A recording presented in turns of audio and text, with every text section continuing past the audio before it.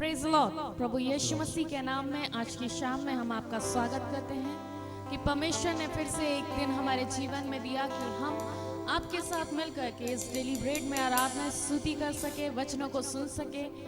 प्रियो, सचमुच परमेश्वर भला है और हमारे जीवन में कई सारी भलाइयों को करता है। जैसे यशाया 14:27 में लिखा है, यहोवा जब कोई योजना बनाता है तो कोई भी व्यक्ति उस योजना को रोक नहीं सकता, और यहोवा लोगों को दंड देने के लिए जब अपना हाथ उठाता है तो कोई भी व्यक्ति उसे रोक नहीं सकता।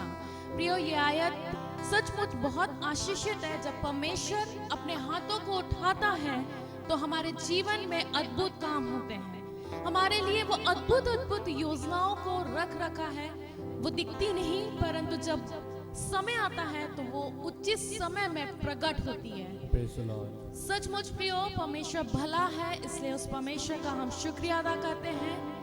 हम आराधना में जाएंगे, उससे पहले अपने आंखों को बंद करें, सिरों को झुकाए, प्रार्थना में चलें। खुदावन, हम आपके चरणों में आते हैं। शाम के समय में हम आपको धन्यवाद देते हैं कि आपने हमें जीवितों की भूमि में जीवित और भला चंगा रखा।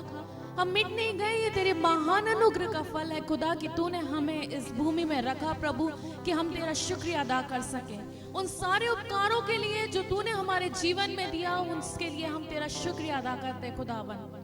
प्रभु, तू भला है और हमारे लिए भले कामों को करता है, इसलिए हम तेरा धन्यवाद करते हैं खुदा इस आयत के लिए प्रभु, जो तू हमारे जीवन से बातचीत कर रहा है प्रभु, कि वो तू कह रहा है जब मैंने हाथ उठाया है तो तुम्हारे लिए कोई भी योजनाएं जो मैंने नियुक्ति करके रखी है, युक्तियां बना रखी है, उसे कोई मनुष्य नहीं रोक सकता। हाँ परमेश्वर, जो योजनाएं तूने हमारे लिए बनाई है प्रभु, उसे कोई भी नहीं रोक सकता प्रभु। मेरी तुझसे प्रार्थना है खुदावन, आज की शाम तू अद्भुत कामों को प्रकट कर खुदा। आज की शाम अद्भुत होने दे खुदावन। जब हम प्रभु आराधना में जा रहे हैं प्रभु, तेरे अभिषेक को हम अपने ऊपर मांग लेते हैं। तेरी सामत हमारे ऊपर ठहर जाए खुदावन। हमारा गीत गाना तुझे बहाने बन जाए खुदावन। हम तुझे खुश कर सके खुदा, ऐसी हमारी तुझसे प्रार्थना है। सुनने वाले कान आशीषित हो जाए प्रभु। जिन जिन घरों में हमारी आवाजें जा रही है प्रभु, यीशु के नाम से उनके जीवन में परिवर्तन हो खुदावन। हम तुझसे प्रार्थना करते हैं प्रभु कि हमारी आराधना में तेरी उपस्थिति को मांग लेते हैं प्रभु। आगे की आराधना को आपके हाथों में सौंपते हुए प्रार्थना मांगते हैं आपके बेटे प्रभु यीशु मसीह के नाम से, आमीन। आइए हम आराधना में चले। पास्टर एनोश हमारे साथ है, वो ही हमें आराधना में लेके चले। Praise the Lord. Hallelujah. तुम्हारे हाथों को उठा के बोले Praise the Lord. Hallelujah. परमेश्वर की महिमा होने पाए। आइए मिलके प्रभु को आराधना चढ़ाएं जिसके वो योग्य है।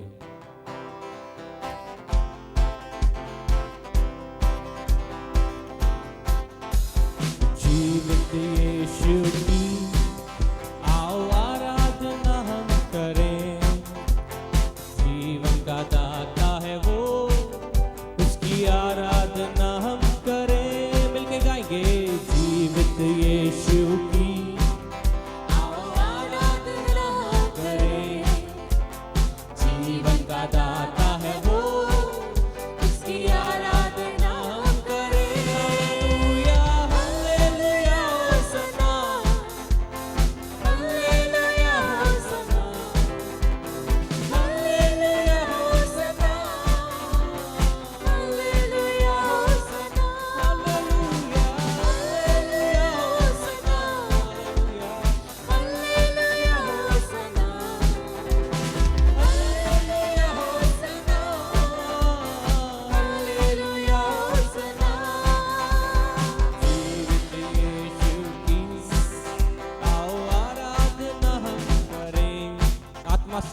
आत्मा से भर जाए, उसकी आराधना हम करें। जीवित यीशु की, जीवित यीशु की आओ आराधना हम करें। आत्मा से भर जाए, उसकी आराधना हम करें। Hallelujah Hosanna, hallelujah Hosanna, hallelujah Hosanna.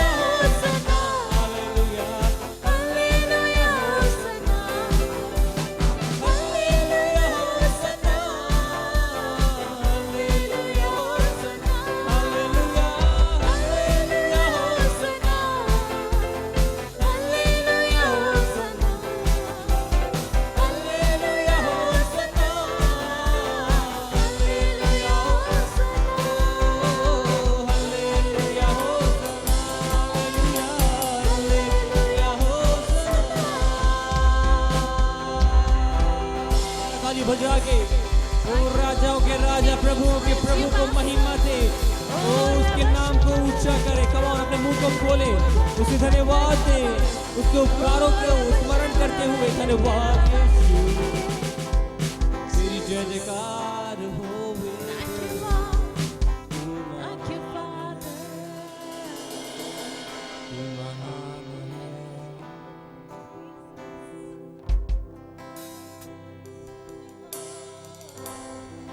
इन विषम परिस्थितियों में प्रभु हमें मार्ग दिखा, हमें तू चला प्रभु, तेरी अगुवाई चाहते प्रभु, तेरा नियंत्रण चाहते हैं हमारे ऊपर। देखूं मैं जब तेरे काम खुशी से खुल जाए जहां, तेरे बिन ये जीवन बेजान, आंधी में तू शरास्ता। गाएंगे मिलके, देखूं मैं जब तेरे काम खुशी से भूल जाए जहां, तेरे बिन ये जीवन बेजान, आंधी में तू शर्मसा। मार्ग दिखा मेरे खुदा, पाप से तू मुझको जिला, साथ चल दिल भटक रहा, किसी और मैं जाऊं पिता। मार्ग दिखा मेरे खुदा, पाप से तू मुझको छुड़ा, साथ चल दिल भटक रहा, किस और मैं जाऊं पिता। मेरा दिल तुझे, मैं हूँ नादान, सिर्फ तू है मेरी आशा। हाँ, मेरा दिल तुझे, मैं हूँ नादान, सिर्फ तू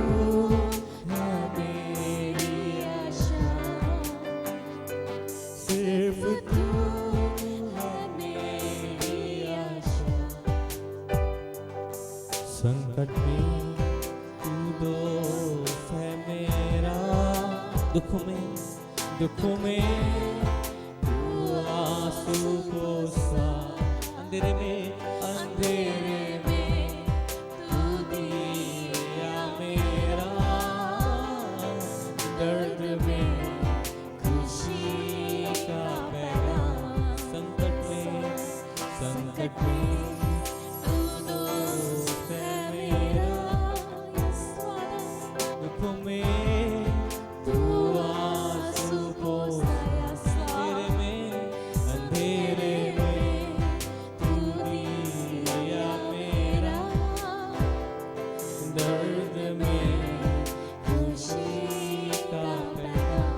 उठा के बोले, मार दिखा मेरे खुदा, पापों से तू मुझको जिला, साथ चल दिल भटक रहा, किस ओर मैं जाऊं पिता। मार्ग दिखा मेरे खुदा, पापों से तू मुझको जिला, साथ चल दिल भटक रहा, किसी और मैं जाऊं पिता। हाँ, मेरा दिल तुझे,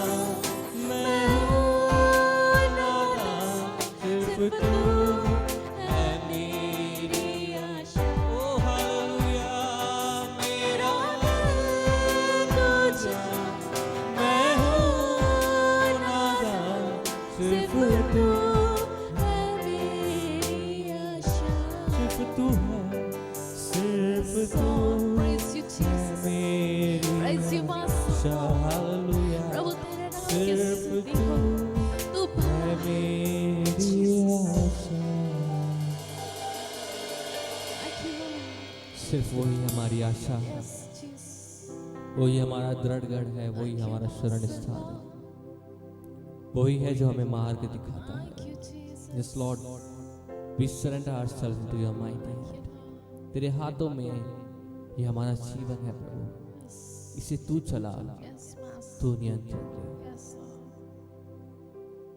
आइए हम परमेश्वर के दास के द्वारा परमेश्वर के सुंदर वचन को जो परमेश्वर ने दिया है उसे सुने, और जब वचन को बीज आता है तो उसे अपने अंदर रिसीव करें, ताकि वो बीज हमारे जीवन में फलवंत हो, 100 गुना फल लेके आने पाए। Praise the Lord.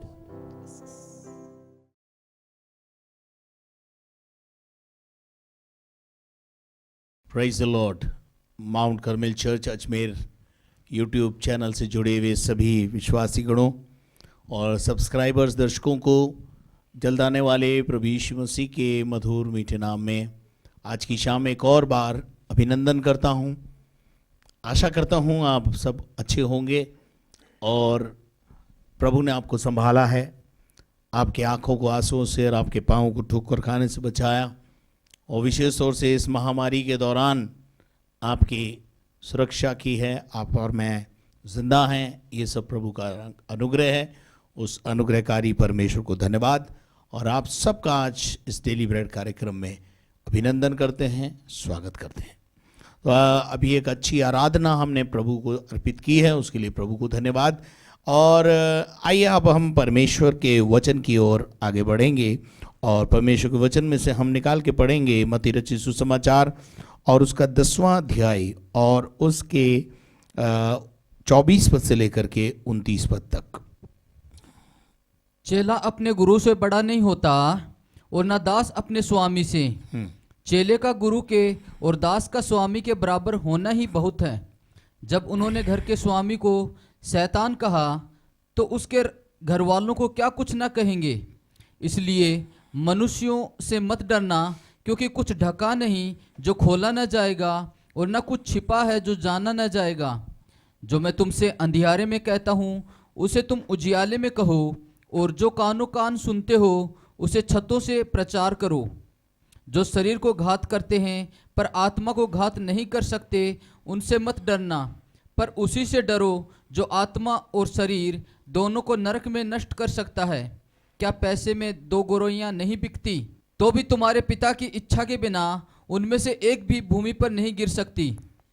तुम्हारे सिर के बाल भी सब गिने हुए हैं। आगे, इसलिए डरो नहीं, तुम बहुत गोरोइयों से बढ़कर हो। आमीन। Praise the Lord. प्रभु को धन्यवाद इस सुंदर वचन के लिए। यीशु मसीह ने ये बात यहाँ पर कही कि 24 पद में हम देखते हैं, यहाँ लिखा है, चेला अपने गुरु से कभी बड़ा नहीं हो सकता। मेरे असीसों, जैसे इस संसार के अंदर भले ही एक शिक्षक के द्वारा पढ़ाया हुआ स्टूडेंट कलेक्टर बन जाते हैं, एसपी बन जाते हैं, बड़े बड़े ऊंचे पदों पर पहुंच जाते हैं, और हो सकता है राज्य के राज्यपाल, मुख्यमंत्री या देश का प्रधानमंत्री और राष्ट्रपति भी बन सकते हैं। लेकिन जो गुरु का दर्जा है वो सर्वोपरि है। अगर देखा जाए तो जो हमारे सिखाने वाले हैं, हमारे गुरु हैं, वो हमारे जीवन में बड़ी अहमियत रखते हैं। यीशु मसीह एक बहुत अच्छी बात बोल रहे हैं, चेला अपने गुरु से कभी बड़ा नहीं हो सकता। और लिखा है, ना दास अपने स्वामी से। दास जो है वो अपने स्वामी से कभी बड़ा नहीं हो सकता। चेले का गुरु के और दास का स्वामी के बराबर हो जाना ही बहुत है। हालेलुया। बराबरी कर लें, वो एक बहुत बड़ी बात है। लेकिन फिर भी जो छोटा है, यानी जो चेला है, वो हमेशा चेला ही रहेगा। ठीक है। और सिखाने वाले का दर्जा हमेशा अपने जीवन में हमेशा ऊंचा रहेगा। तो हम देखते हैं कि आज अगर हम अच्छे अच्छे पदों पर हैं, बड़े पदों पर हैं, डॉक्टर हैं, इंजीनियर्स हैं, लॉयर्स हैं, जजेस की पोस्ट पर हैं, या बहुत ज़्यादा बड़े ऊंचे पदों पर भी चले गए, परंतु याद करिए उस दिन को जिस दिन आपको ABCD लिखना नहीं आता था, परंतु एक शिक्षक ने आपका हाथ पकड़कर आपको A फॉर एप्पल लिखना सिखाया, जिसने आपके अंदर उस बात की नींव को रखा, वो आप उससे बड़े कैसे हो सकते हैं। इसलिए अपने जीवन में हमेशा अपने गुरुओं का सम्मान बनाए रखें। ये आशीष का रास्ता खोलता है। अपने गुरुओं का आदर करें, उनका सम्मान करें, उनका भाग उनको दें, उनकी जो दक्षिणा है उसको दें। गुरु को दक्षिणा देना बहुत ज़रूरी है, ध्यान रखिएगा। तो गुरु को गुरु की दक्षिणा देना यानी सिखाने वाले को सिखाने की जो मेहनत दे उसको देना, ये हमें भी सीखना चाहिए। तो प्रभु को धन्यवाद देता हूँ, यीशु मसीह ने बहुत अच्छी बात यहाँ पर हमें सिखाई और प्रभु को धन्यवाद कि और उन्होंने यहाँ पर एक बहुत अच्छी बात बोली, और दास का स्वामी के बराबर ही हो जाना बहुत है। जब उन्होंने घर के स्वामी को शैतान कहा तो उसके घर वालों को क्या कुछ ना कहेंगे। अब यहाँ पर अपन देखते हैं कि पिछले एपिसोड में हमने कुछ ऐसी बातों को देखा था जहाँ यीशु मसीह को लोगों ने दुष्टात्मा की सहायता से दुष्टात्मा निकालने वाला कहा। ठीक है, ये पद आपको मिलेगा 9 अध्याय के अगर आप 34 पद को अगर आप पढ़ेंगे तो वहाँ पर ये आयत आपको मिलेगी कि फरीसियों ने और दुष्टात्माओं की सरदार की सहायता से दुष्टात्मा निकालने वाला कहा। पढ़िएगा। परंतु फरीसियों ने कहा, ये तो दुष्ट आत्माओं के सरदार की सहायता से दुष्ट आत्माओं को निकालता है। एक बात मैं यहाँ पर आपको एक बात बोलना चाहता हूँ। यीशु मसीह ने उस बात का जवाब फिर यहाँ पर दोहराया है कि उन्होंने घर के स्वामी को शैतान कहा, यानी यीशु मसीह को उन्होंने नहीं छोड़ा। एक जगह यीशु मसीह ने यह भी कहा, मैं हरा दरख्त हूं, लोगों ने मुझे नहीं छोड़ा तो तुम्हारे साथ क्या कुछ ना करेंगे। और यहां पर यीशु मसीह कह रहा है कि लोग जो मैं एक तरीके से सबका गुरु हूं या स्वामी हूं, और उन्होंने मुझे पिछले दिनों में जब मैं दुष्टात्मा निकाल रहा था तो मुझसे कहा कि ये तो बाल जलूल की सहायता से दुष्टात्मा निकालता है, अर्थात शैतान की सहायता से दुष्टात्मा निकालता है। इसका मतलब मुझे भी उन्होंने अल्टीमेटली शैतान कहा। मेरे अजीजों, यहाँ पर हम देखते हैं कि ये भेद की बात यीशु मसीह ने यहाँ पर कही। तो उसने कहा कि उसके घर वालों को क्या कुछ ना कहेंगे, यानी उसके फॉलोवर्स को, उसके पीछे चलने वालों को आने वाले दिनों में कितने बड़े संकटों में से होकर गुजरना पड़ सकता है। यीशु मसीह इस बात का संकेत यहां पर दे रहा है। मेरे अजीजों, बाइबल पढ़ते तो बहुत लोग हैं, लेकिन बाइबल को समझना और उसको अच्छी तरह से अंडरस्टैंड करना बड़ा मुश्किल होता है।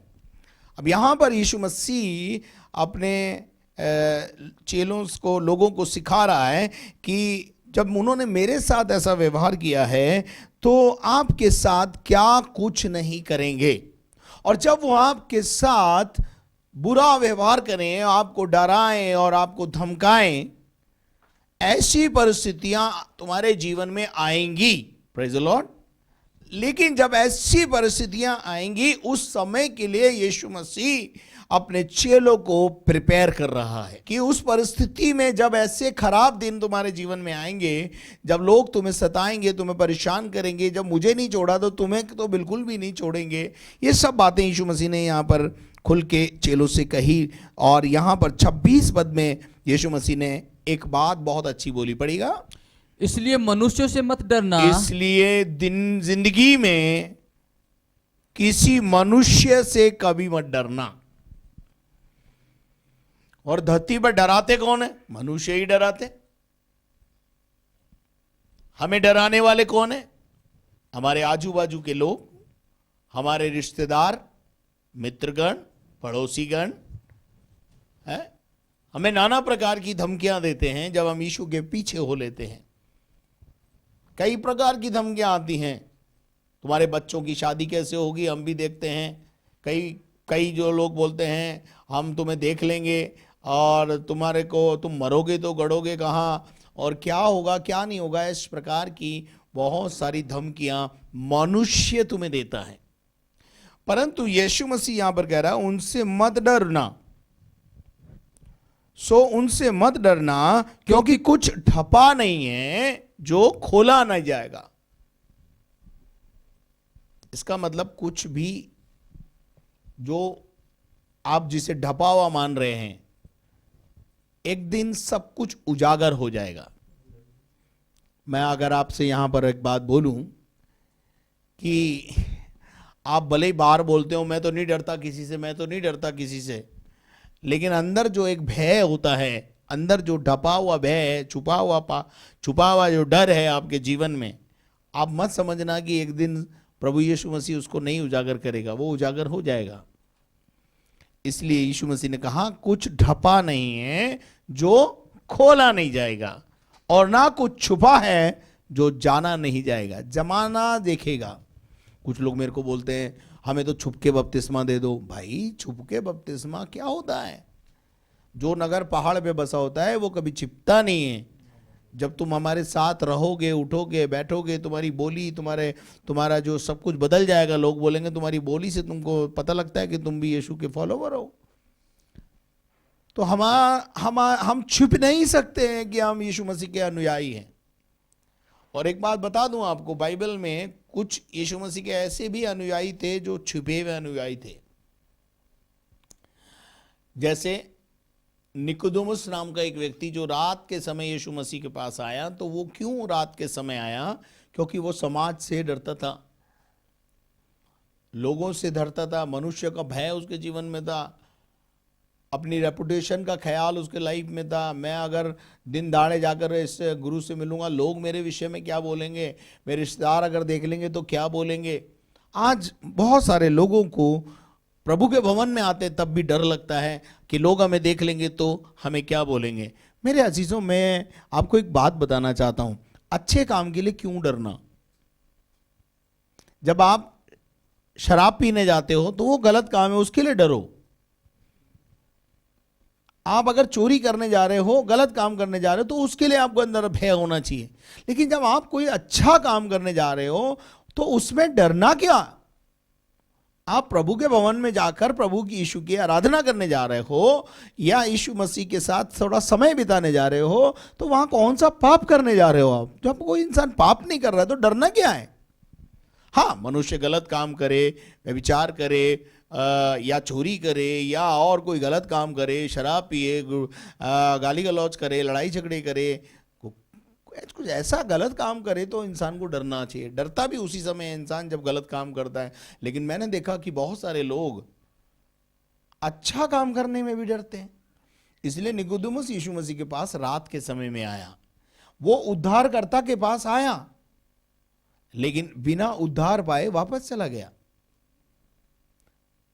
बाइबल में एक और चरित्र है जो अरमित्या का यूसुफ के विषय में बाइबल बोलती है, जो यीशु मसीह के क्रूसिफिकेशन के बाद, मृत्यु के बाद पिलातुस से जाकर उसने यीशु मसीह की लाश को मांगा, क्योंकि वो यीशु मसीह का एक छुपा हुआ चेला था। परंतु समाज के डर के मारे अंगीकार नहीं करता था। प्यार तो यीशु को करता था। आज भी बहुत सारे लोग हैं जो अपने घरों में यीशु से प्यार करते हैं, यीशु मसीह की उस प्यार के वशीभूत होकर के फोटो रखते हैं और उसकी मूर्ति भी रख लेते हैं। परंतु उनको शायद ये नहीं पता है कि यीशु मसीह तो मूर्ति पसंद नहीं करता है और फोटो भी पसंद नहीं करता है अपनी, कि कोई उसका फोटो बना के रखे और कोई उसका मूर्ति बना के रखे। लेकिन वो एक्चुअली उनका प्यार है या उसके प्रति एक आदर सम्मान है, उसको उसकी वजह से वो उसको रख लेते। लेकिन जब कोई उनको सही रास्ता बताता है कि आदि में वचन था, वचन ही परमेश्वर है, तब उनको समझ में आता है, अच्छा हमें वचन को महत्व देना है, फोटो को महत्व नहीं देना है, यीशु की मूर्ति को महत्व नहीं देना है, यीशु की फोटो को महत्व नहीं देना है। उनको समझाते हैं तो उनको समझ में आता है। परंतु ऐसे बहुत सारे लोग हैं जो आज भी अपने घरों में यीशु मसीह को आदर देते हैं, प्यार करते हैं, लेकिन जमाने के सामने आकर उन्होंने अंगीकार नहीं किया है। तो एनी हाउ यीशु मसीह यहां पर यह बोलता है कि उनसे मत डरो। कुछ ढपा नहीं है जो खोला नहीं जाएगा, और कुछ छिपा नहीं है जो जाना नहीं जाएगा। आगे 27 पद में यीशु मसीह कहते हैं, पढ़िए, जो मैं तुमसे अंधियारे में कहता हूँ, जो यीशु मसीह कह रहा है मैं तुम्हें चुपके से बोलता हूँ, उसे तुम उजियाले में कहो। जाकर जो कुछ मैंने तुम्हें कहा है उसको उजाले में जाकर, दिन में जाकर बयान करो। और जो कानों कान सुनते हो, जो बातें तुम मेरी सुनते हो, उसे छतों पर से प्रचार और करो। उसे ऊंचे आवाज में छतों के ऊपर चढ़कर प्रचार करो। हालेलुया। 28 पद में यीशु मसीह बिल्कुल स्पष्ट रूप से कहता है, जो शरीर को घात करते हैं, जो तुम्हारे शरीर को घात करते हैं, पर आत्मा को घात नहीं कर सकते। देखिए, जो मनुष्य है ना, वो आपके शरीर को नुकसान पहुंचा सकता है, आपको कोड़े मार सकता है, आपकी पिटाई कर सकता है, आपका लहू बहा सकता है, परंतु आपकी आत्मा की हानि नहीं कर सकता। यीशु मसीह क्या कह रहा है, जो तुम्हारे शरीर को घात करते हैं पर आत्मा को घात नहीं कर सकते। इसका मतलब क्या है, मनुष्य को शरीर को घात करने का मतलब अधिकार तो नहीं है, लेकिन वो जबरदस्ती अधिकार ले लेते हैं या शरीर को नुकसान पहुंचा सकते हैं। परंतु मैं आपको बताना चाहता हूं, वो कोई भी आपकी आत्मा को हानि नहीं पहुंचा सकता है। आपकी आत्मा को घात करने का अधिकार मनुष्य के पास नहीं है। पति पत्नी की आत्मा को घात नहीं कर सकता, पत्नी पति की आत्मा को घात नहीं कर सकती। आत्मा पर हमारा परमेश्वर का अधिकार है, मनुष्य का अधिकार आत्मा पे नहीं है। शारीरिक दृष्टिकोण से हम देखते हैं कि पत्नी जो है, बाइबल में लिखा है कि पत्नी अपने पति के अधीनता में रहेगी, यानी उसका जो शरीर है वो उसकी अधीनता में है। लेकिन शारीरिक रूप से आप जरूर अपने पति की अधीनता में हैं, लेकिन मैं पतियों को यहां कहना चाहता हूं, उनकी आत्मा पर आपका अधिकार नहीं है। इसलिए जब वो जिसकी आराधना करना चाहें, उसकी आराधना करने की अनुमति उनको दो, क्योंकि आत्मा पर किसी का अधिकार नहीं है। जो जिसकी आराधना करना चाहे वो उसकी आराधना करे, उसकी स्वतंत्रता उसको दो। जैसे हमारे देश ने भी, बहुत अच्छी बात है कि हमारे देश में भी आत्मिक स्वतंत्रता है कि जो भी जिस धर्म का पालन करना चाहे उसे पूरी स्वतंत्रता है, और उस स्वतंत्रता के अंदर हम जीवन जी रहे हैं।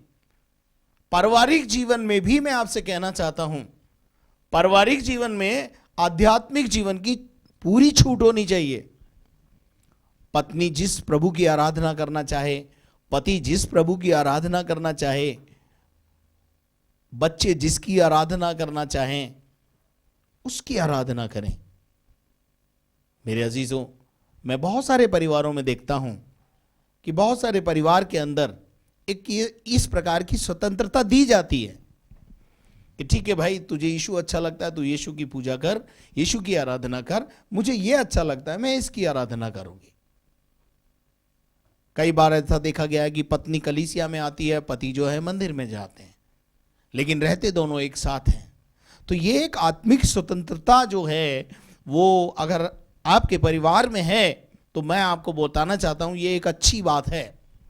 लेकिन कई बार बच्चे प्रभु यीशु की शिक्षा में बढ़ना चाहते हैं, माँ बाप उन्हें बोलते नहीं, तुमको यही करना पड़ेगा।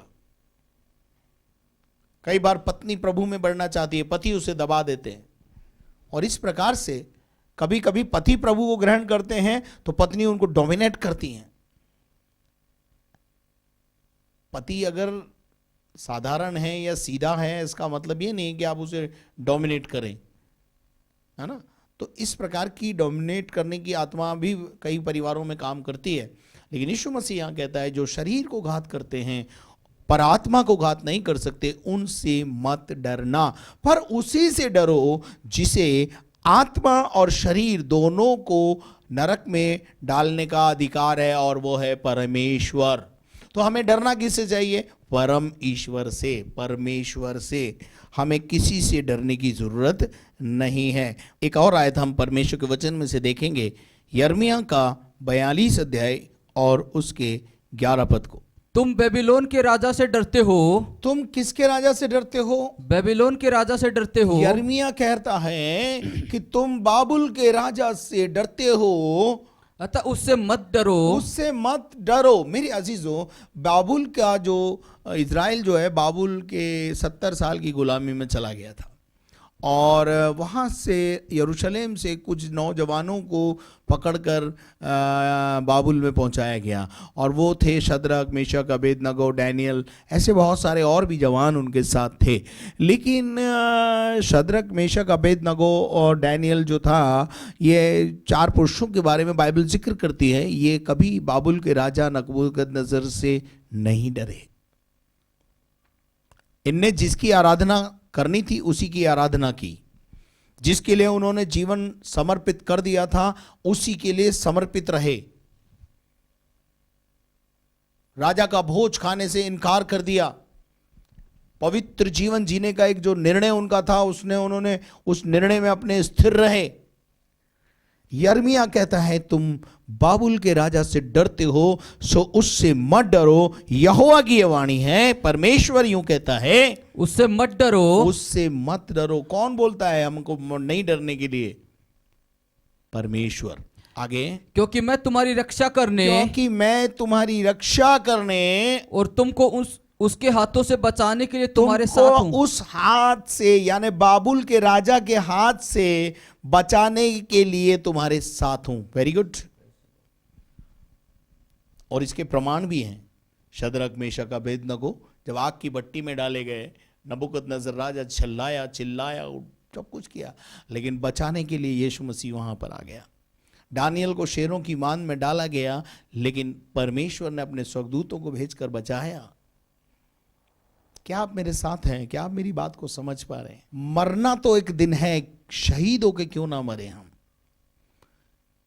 एक गीत के लेखक ने लिखा है, सेवा हम तेरी करेंगे जीवन भर है प्रभु, मरना है हमको सबको एक दिन, शहीद होकर क्यों ना मरे हम।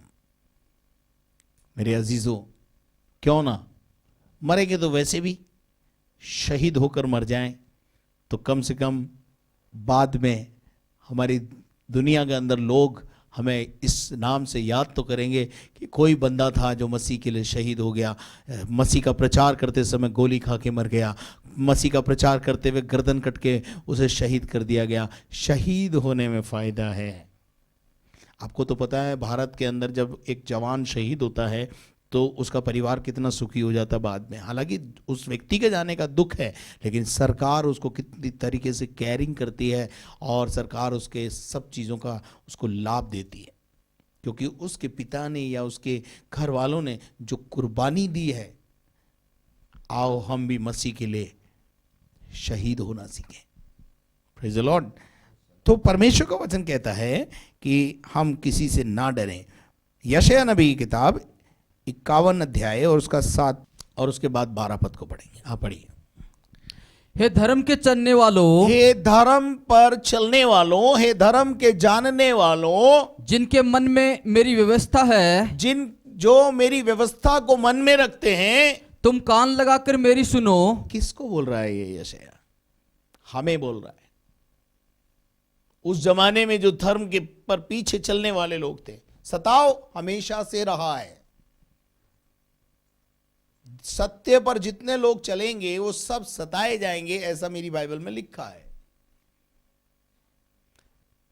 ये धर्म के जानने वालों, जिनके मन में मेरी व्यवस्था है, तुम कान लगाकर मेरी सुनो। मनुष्य की नामधराई से मत डरो, मनुष्य की निंदा से मत डरो। मनुष्य जब तुम्हारे को भला बुरा कहे, मत डरो। और मनुष्य तुम्हारी निंदा करे उससे मत विस्मित हो जाओ। आगे लिखा है, और उनके निंदा करने से विस्मित न हो। उनके निंदा करने से विस्मित, नाम धराई करते हैं लोग, बोलते हैं तू मसीह में गया तुझे क्या मिला, तू मसीह में गया तुझे क्या मिला, तू मसीह में गया तुझे क्या मिला।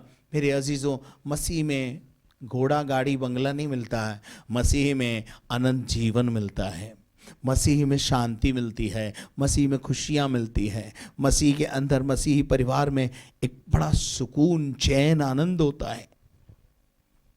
जहाँ मसीह होता है वहाँ अद्भुत काम होता है। 12 पद को भी पढ़ते हैं इसके।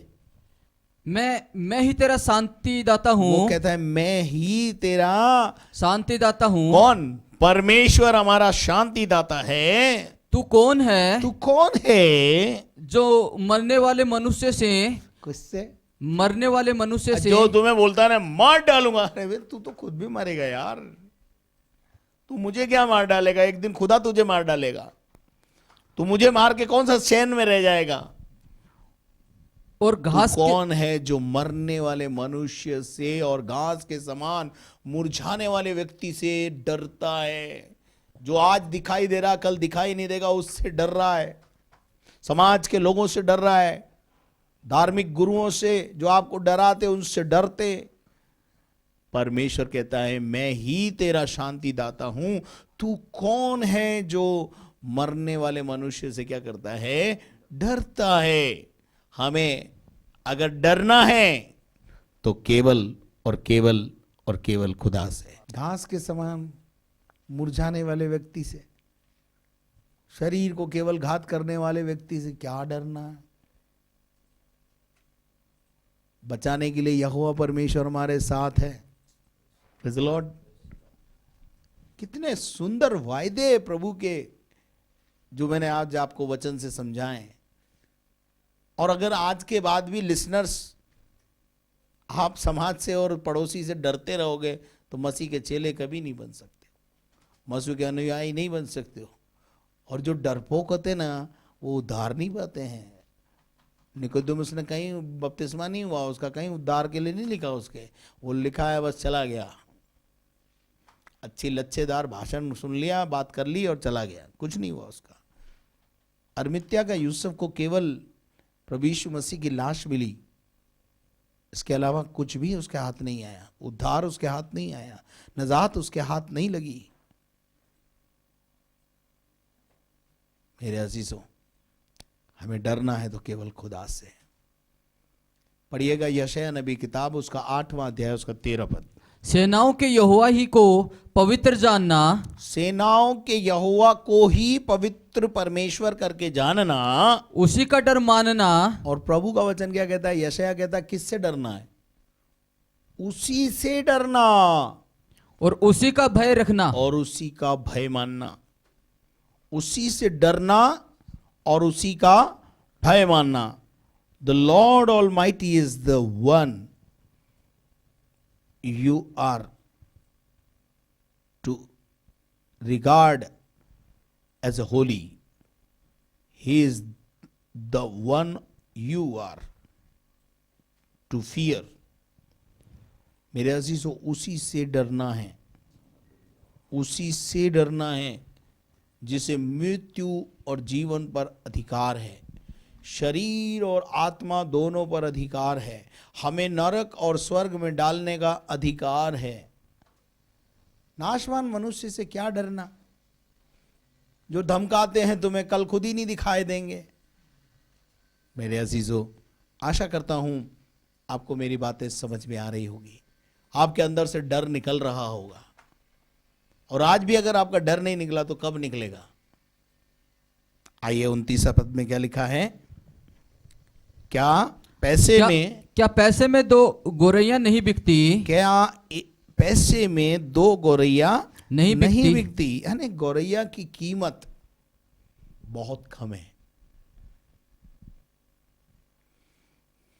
गौरैया की जो कीमत है, वैल्यू है, वो मनुष्य से कहीं अधिक कम है। तो अभी तुम्हारे पिता की इच्छा के बिना उनमें से एक भी भूमि पर नहीं गिर सकती। हमारे पिता की इच्छा के बिना। हमारा पिता कौन है मालूम है? स्वर्गीय पिता, हेवनली फादर। उसकी इच्छा के बिना एक गौरैया भी इस धरती पर नहीं गिरती। अगर परमेश्वर की दृष्टि में गौरैया की वैल्यू पाई जाती है तो हम गौरैया से ज्यादा वैल्यूबल हैं। पढ़िएगा 30 पद में क्या लिखा है। तुम्हारे सिर के बाल भी सब गिने हुए हैं। सिर के जो बाल है ना, सब ये गिने हुए सब हैं। गिने हुए हैं। करोड़ों में जो बाल आपके के ऊपर पाए जाते हैं, इसलिए ये डरो नहीं। सारे बाल गिने हुए हैं। किसकी, कहां पर है इसकी काउंटिंग? परमेश्वर के पास। जब हम वॉशरूम में जाके नहाते हैं और जितने बाल नीचे झड़ जाते हैं उसका कैलकुलेशन बराबर प्रभु करता है कि चलो भैया पहले इसके 5 करोड़ थे, अभी घट गया है, आज 10 बाल गिर गए हैं, वो भी कैलकुलेशन रखता है। कितना अद्भुत है हमारा परमेश्वर। तुम्हारे सिर के बाल भी सब गिने हुए हैं और इसलिए डरो नहीं। इसलिए डरो नहीं। तुम बहुत गौरैयों से बढ़कर हो। तुम बहुत गौरैयों से क्या हो? गौरैया से बहुत ज्यादा वैल्यूबल हो। आशा करता हूं आप अपनी कीमत समझ पाए होंगे आज। आशा करता हूं आपके अंदर से जो डर और भय का आत्मा है वो निकल गया होगा आज। अगर नहीं निकला है तो यह आपकी गलती है। आप परमेश्वर का वचन कैसे पढ़ते हैं? आप क्यों नहीं उसको, परमेश्वर के वचन को वचन के हिसाब से लेते हैं अपने जीवन में? Praise the Lord. आओ हम परमेश्वर के वचन को समझें, अपने जीवन के अंदर इसका महत्व समझें। मत्ती रचित सुसमाचार 7 अध्याय और उसके शायद मेरा ख्याल है 26 पद के अंदर पहले भी प्रभु यीशु मसीह ने यहां पर ऐसा बोला है। पढ़ेंगे जरा 7:26। परंतु जो कोई मेरी ये बातें सुनता है और उन पर नहीं चलता, वह उस निर्बुद्धि मनुष्य के समान ठहरेगा जिसने अपना घर बालू पर बनाया है। हाँ, ये बातें सुन ली आपने, लेकिन आज भी अगर अंदर से डर नहीं निकला तो आप उस निर्बुद्धि व्यक्ति के समान ही हैं जिसने अपना घर बालू पे बनाया है और जब आंधी आएगी, तूफान आएगा, सब गिर जाएगा। अरे नाशवान व्यक्ति से क्या डरना है जो कल खुद राख के ढेर में परिवर्तित हो जाएगा। आज भले से कितना दहाड़ ले वो, आज बड़ी उसकी जब पहचान होती है तो हम उसके हम सोचते हैं कि बहुत ज्यादा प्रॉब्लम है। भाई मेरे अजीजों, प्रभु आपकी सहायता करे, आपकी मदद करे, आपके इस वचन से आपको आशीषित करे और आपके जीवन में ऐसा काम करे कि आप आज से किसी मनुष्य से नहीं परंतु परमेश्वर से डरें। केवल और केवल और केवल परमेश्वर से डरें। आइए अपनी आंखों को बंद करें, हम प्रार्थना करें। हमारे जीवित और महान परमेश्वर, हम तेरा धन्यवाद, तेरी स्तुति, तारीफ, महिमा, प्रशंसा करते हैं। आज शाम इस वचन को हमने सीखा, समझा कि हम मनुष्य से डरना बंद करें, हम समाज से डरना बंद करें, लेकिन हम तुझसे डरना शुरू करें। मनुष्य क्या है प्रभु कि वो हमें डराए और हम उससे डरें, लेकिन प्रभु तू हमारे साथ है। कितनी बढ़िया आयतें यशायाह में प्रभु हमने पढ़ी कि तुम्हें बचाने के लिए मैं तुम्हारे साथ हूं। यिर्मयाह ने कहा प्रभु जी, प्यारे खुदावन प्रभु, बाबुल के राजा से डरने के लिए मना किया खुदा। प्यारे खुदावन प्रभु, इसका अर्थ ये नहीं है कि हम अपने राजाओं और अपने मंत्रियों के अधिकारगण में ना रहें, कानून का पालन ना करें, परंतु प्रभु हम आत्मा में स्वतंत्र हैं कि हम किसी की भी आराधना करें। प्यारे खुदावन प्रभु जी, शद्रक, मेशक, अबेदनगो और डैनियल जो राजकीय काम करा करते थे, उनके काम में वो अपने आप के अंदर निपुण थे प्रभु जी, कोई उनमें दोष नहीं ढूंढ सकता था। लेकिन प्यारे खुदावन, आराधना के मामले में वो स्वतंत्र थे। राजा कुछ भी आज्ञा निकाले, राजा भले ही कितनी भी बात बोले, हम तो अपने यहोवा की आराधना करेंगे। आराधना में जो स्वतंत्रता है, आत्मिक जीवन के लिए जो स्वतंत्रता है, वो बनी रहे प्रभु, और हम तुझसे डरना सीखें। धन्यवाद करते तूने हमारी प्रार्थना को सुना है। आज जिनके जन्मदिन है उनको मैं यीशु मसीह के नाम से आशीष कहता हूँ। जिनके आज बर्थडे और जिनके आज मैरिज एनिवर्सरी, उन सबको आशीष दे खुदा। नया साल उनके लिए आशीष खुशियों का साल हो। और विशेष तौर से प्रभु जी पूरे भारत को और देश, और ना केवल देश को प्रभु जी, लेकिन पूरे विश्व को कोविड-19 से आज़ाद कर प्रभु। कलीसियाएं जल्द से खुलने पाए, ये हमारी आपसे प्रार्थना है। सारा आदर, मान, सम्मान, गौरव तुझे देते हुए प्रार्थना को यीशु मसीह के नाम से मांगते हैं, आमीन। और अब हमारे खुदावंद यीशु मसीह का फजल, खुदा बाप की मोहब्बत, पाक रूह की रिफाकत और शराकत अब से लेकर हमेशा तक हम सबों के साथ होती रहे। हम सब बोले आमीन। May God bless you. परमेश्वर आप सबको आशीष दे। यदि आपने हमारे चैनल को सब्सक्राइब नहीं किया तो सबसे पहले आप उसे सब्सक्राइब करें, बेल आइकन को दबाएं, और आप आशीष पा रहे हैं तो शेयर करें, लाइक करें। प्रार्थना के निवेदन अगर आप देना चाहते हैं तो प्रार्थना टावर के नंबर स्क्रीन पर हैं। और यदि आप हमारी सेवाओं से आशीष पा रहे हैं तो ज़रूर आर्थिक सहयोग करें, उसके लिए स्क्रीन के ऊपर हमारी बैंक डिटेल्स है। Thank you very much. कल फिर मिलेंगे शाम को 6 बजे, आपके साथ शिरकत हासिल करेंगे। तब तक के लिए घर में रहें, सुरक्षित रहें।